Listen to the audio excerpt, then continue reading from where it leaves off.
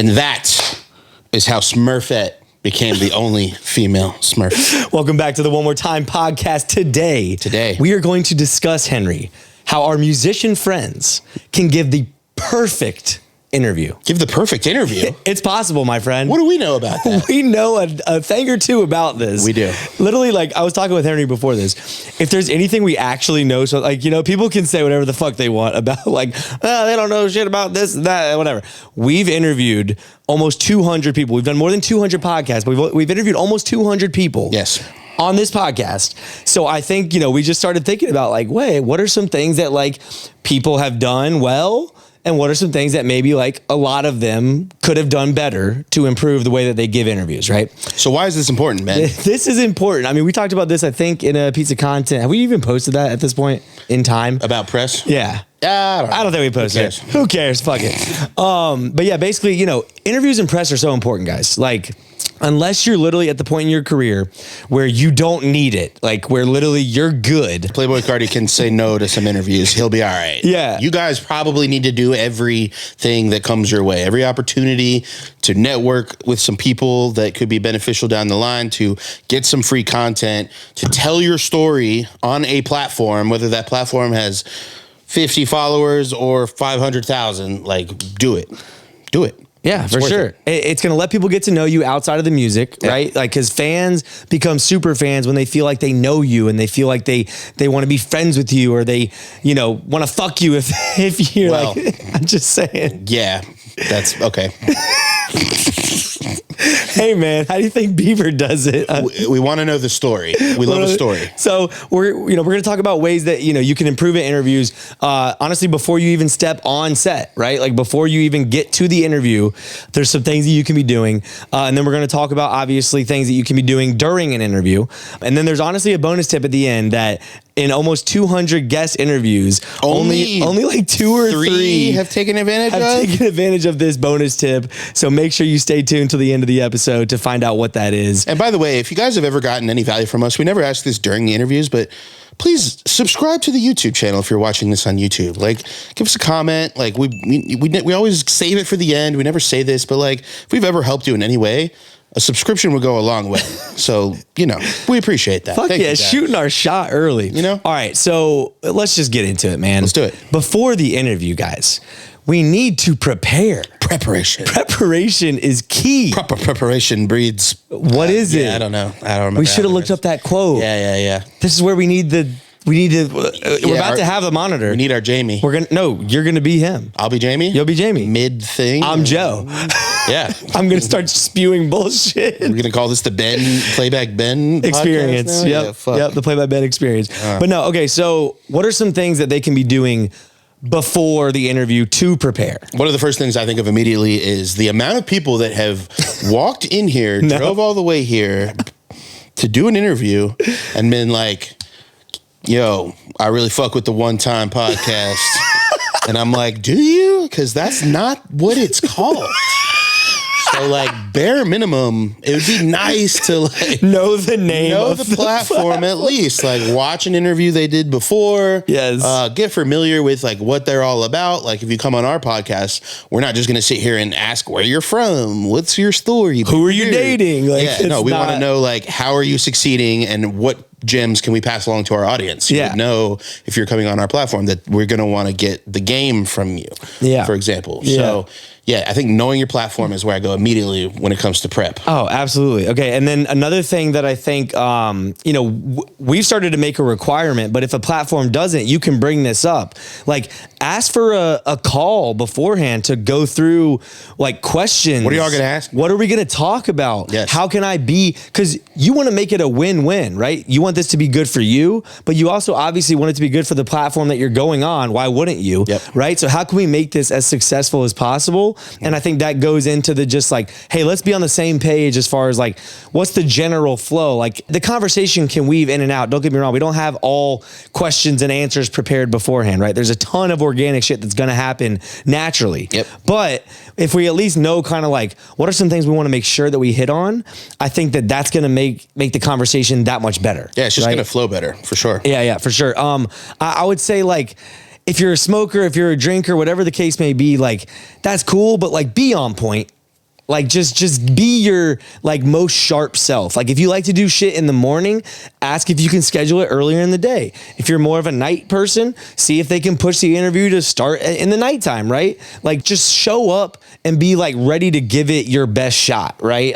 So once again, if we're drinking, if we're smoking, like that's cool, but like let's not overdo it to the point where we can't be like on our fucking game. You know, if you're what a I mean? caffeine guy, you know, bring your Celsius. If you're, you know, be ready to be comfortable and not need to, like, if you gotta take a shit in the bathroom before we start, you know, run it. We'll wait. Yeah. Okay, bring your air freshener. Sure.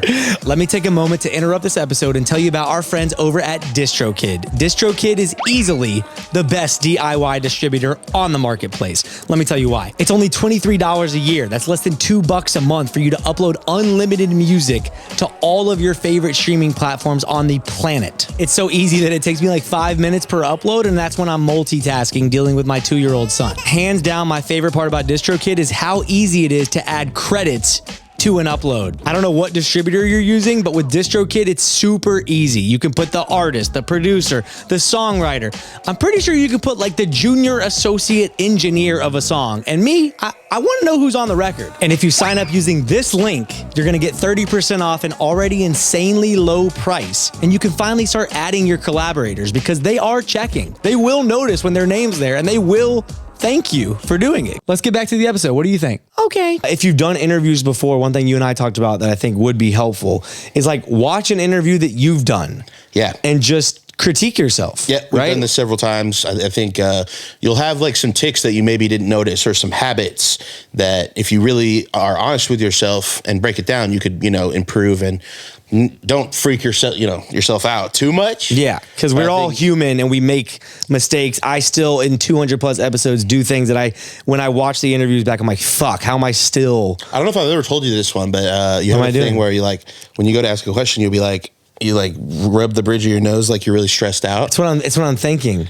Yeah, it is a thinking thing, but it comes across, you'll be like, so like when you won the Grammy. And I'm like, are you okay? Like, are you struggling to have this interview? But that's like an example. It's, you know? Yeah. And I'm going to now, like, I like wanted to do it just then. I wanted to say it on this episode live so you would really soak it in. Now it's really hitting. Yeah. All right, cool. So that's a lot of stuff that you can do kind of beforehand. Yeah, prep.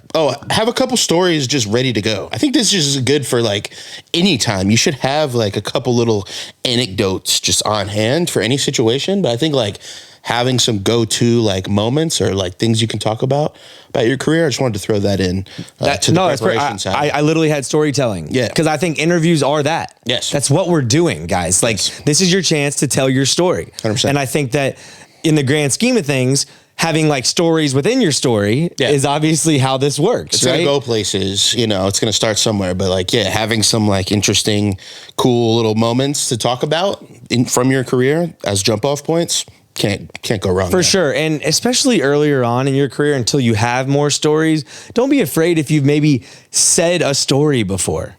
Like the odds that people have, like, you know what I mean? Like, don't be too, like, if you watch some of your favorite, I mean, shit, I'm a huge Theo Von podcast fan, right? He tells a lot of the same stories still. Yeah. They're his stories. You can't make shit, like, you know, you can only, you've only lived so much life. So like, it's okay that if you're, you know, repeating stories, maybe just, to your point before, like try and put it in the lens of that platform, right? So if it's more like comedy type of podcast, like maybe highlight the humor in the story that maybe you've told before. If it's a music business thing and it's about something when, you know, to do with your music career, like really focus on like what the artist community that's watching can learn from, you know what I mean? Like you can give little nuances to it. Context and is give, key. yeah, exactly. Context to it. But the overall story, like, yeah, to your point, have a few go-tos. Yes. 100%. You got to. Don't be afraid to repeat. Absolutely. Yeah, for sure. Okay, so another one that just kills me, y'all.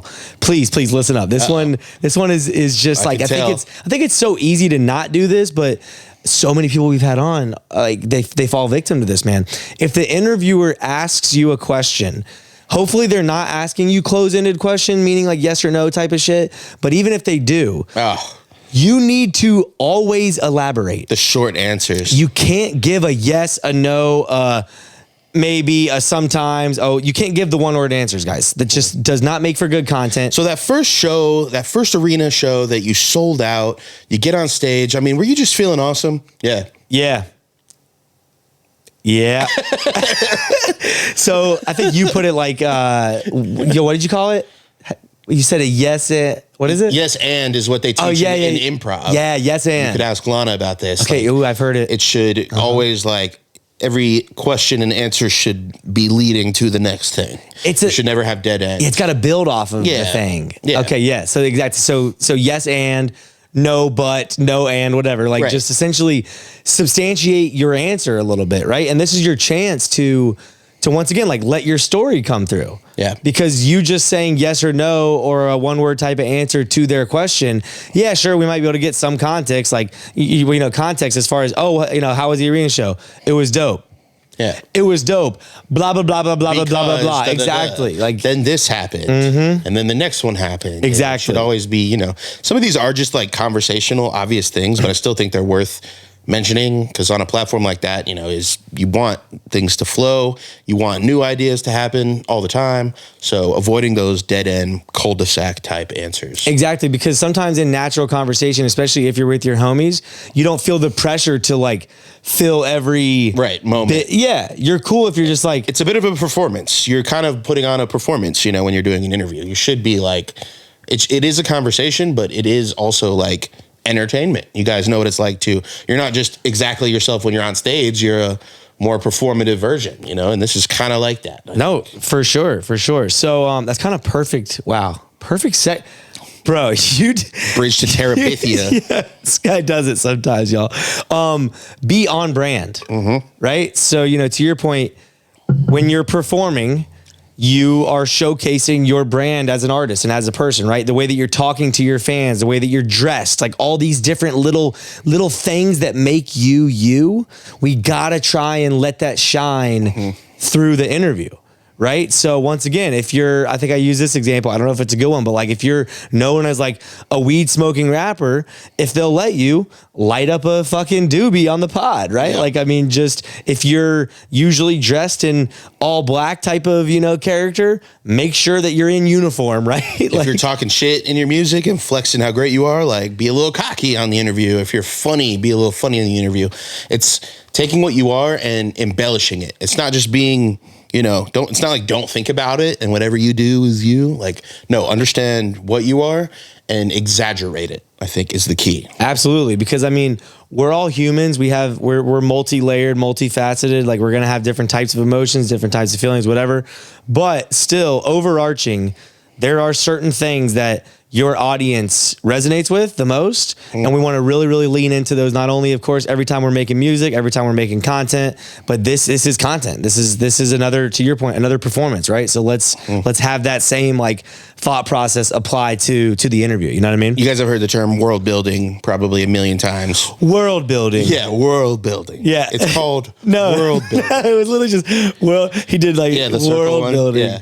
Yeah. But no, this is like a part of the world that you're creating. So have it live in your world. For sure. All right. This one is, easier said than done potentially, but, we wrote down be clippable. Be clippable. Like love it. Like love it. Any real tactical, practical advice that you can give for that? Like, what do you think? If you're an artist, then you've probably tried to use social media to promote your music, Hopefully. And hopefully. So you've probably given it some thought to what, clips do well, or you've noticed what clips are going viral, or, what conversations or what types of interactions seem to be interesting and get shared and get commented on. And I think you just want to maximize those moments, really. I don't know. What is it like? Here's controversial. I was gonna say, here's my take, bro. Go ahead. You can't be fucking Switzerland, bro. You can't be neutral, man. Don't be Switzerland. You gotta take a stand. Right. And like, once again, I'm not saying hop on a podcast and get political and talk about your stance on that, but like for things that, make you as an artist, right? Don't be afraid to stand on that shit 10 toes down, bro. Like, it's okay to have an opinion, because the people that agree with you are going to agree with you strongly. The people that disagree with you, if they disagree with you and like then they want to unfollow and not listen to your music, they weren't going to fucking be your fan. They probably weren't going to be a fan anyway. Yeah. Because I mean, dude, me as a fan, at least, I don't necessarily have to agree with every single thing that my like artist that I like says. You know what I mean? So I I can think still respect them being honest and proud about what they say. And I just hear every publicist butthole puckering up right now. Like, don't say that. Like, publicist buttholes puckering up is a terrible, like that sound effect. Is that? Don't do it again. That's the pucker sound. Don't do it again.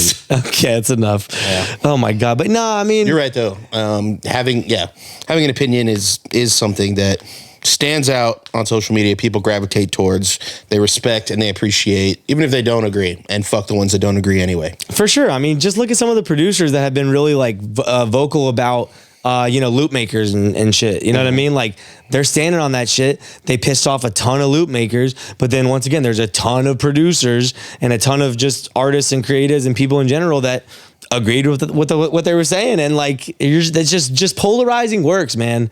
It really does. I'm just hearing like an artist watching this, getting this advice from us, and then coming on the show and getting interviewed and then saying whatever the fuck. And then we get a long text from their manager saying, hey, take out this moment. No, I mean, once again, like, I don't think you should be controversial for the sake of being controversial. So I don't want y'all to think that's what we're saying.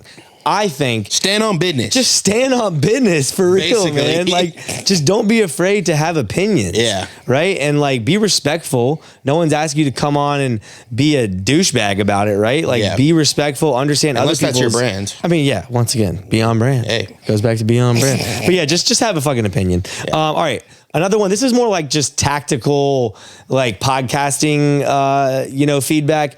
Don't talk over each other. We do it. I was wondering. Would you? Okay. No, we're guilty of it sometimes. We are. Yeah. You get excited. You want to chime in. You want to follow up and piggyback off of what someone's saying. And you thought of something cool to say and you don't want the conversation to go too far where now if you bring it back to that, it would be weird. That's a big one for me. I'll be like, ooh, I have a good point about this. And then he takes a turn and then he takes another turn. I'm like, well, now I can't take it back to the fucking, that was 10 seconds ago. Happens so much, bro. Yeah. That's probably what I'm going like this. Yeah. Like, damn it. I had something good to say. Yeah. No, but just, be mindful of that because it just sounds terrible. It's just not good. But also like taking too long to reply. It's tough, man, because it's like big gaps and thinking about an answer and like that kind of stuff can kill it too. We may or may not like try and edit some of that out. I was going to say, spoiler alert. People can edit that shit, bro. They can. All right. So kind of, the last one we wanted to talk about with regards to like being on set and like actually at the interview setting, be fucking kind.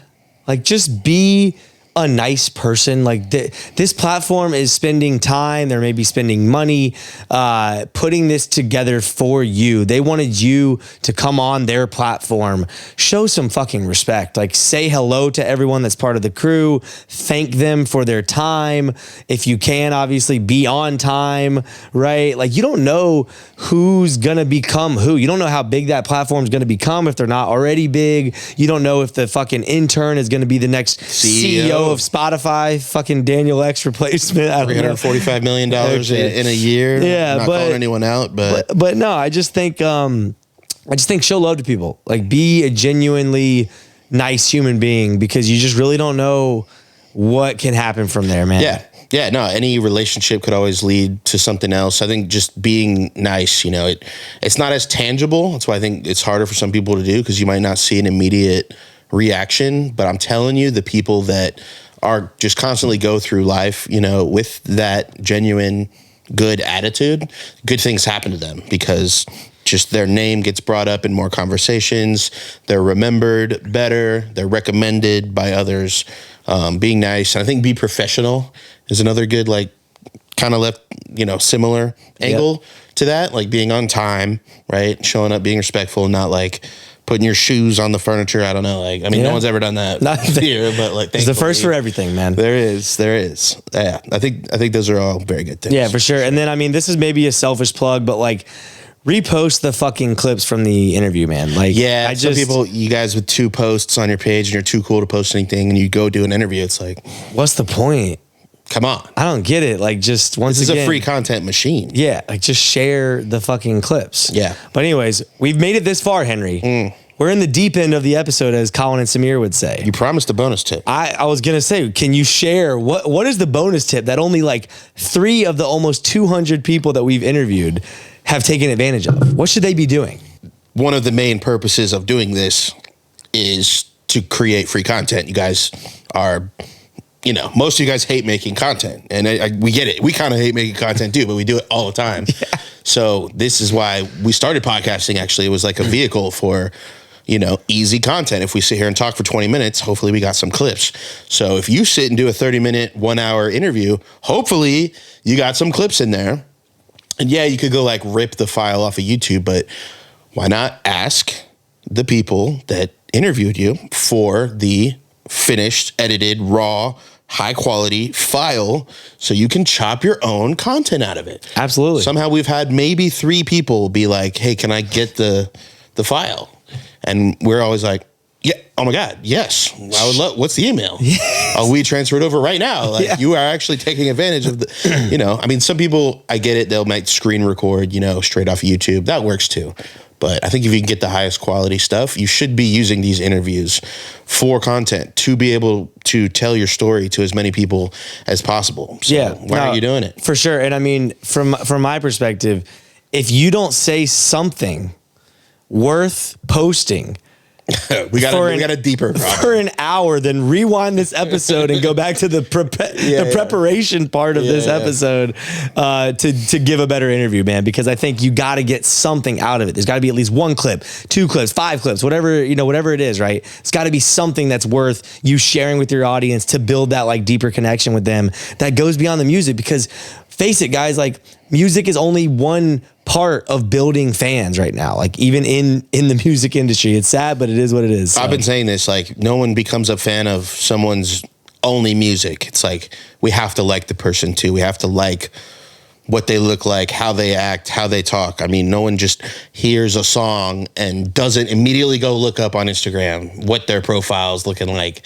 immediately go on TikTok, see what they're looking like, immediately like try and see what this person's all about. It's just how we are.